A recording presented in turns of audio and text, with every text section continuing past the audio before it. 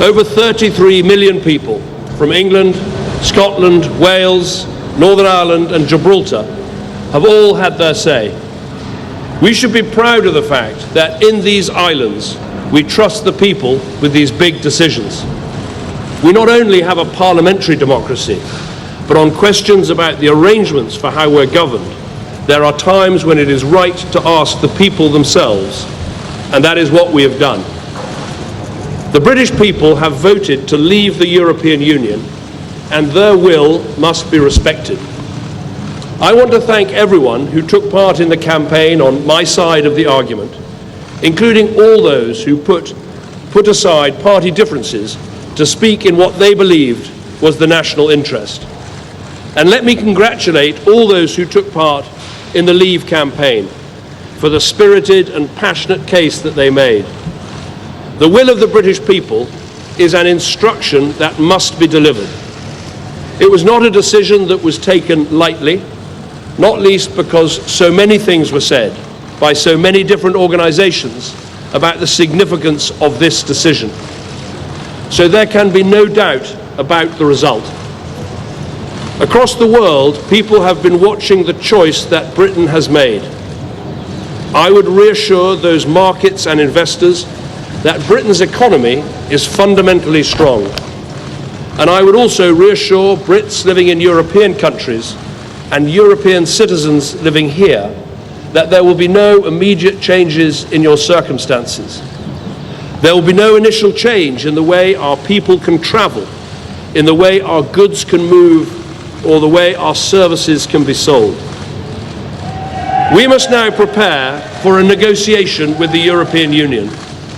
This will need to involve the full engagement of the Scottish, Welsh and Northern Ireland governments to ensure that the interests of all parts of our United Kingdom are protected and advanced. But above all, this will require strong, determined and committed leadership. I'm very proud and very honoured to have been Prime Minister of this country for 6 years. I believe we've made great steps, with more people in work than ever before in our history, with reforms to welfare and education, increasing people's life chances, building a bigger and stronger society, keeping our promises to the poorest people in the world, and enabling those who love each other to get married whatever their sexuality. But above all, restoring Britain's economic strength. And I'm grateful to everyone who's helped to make that happen.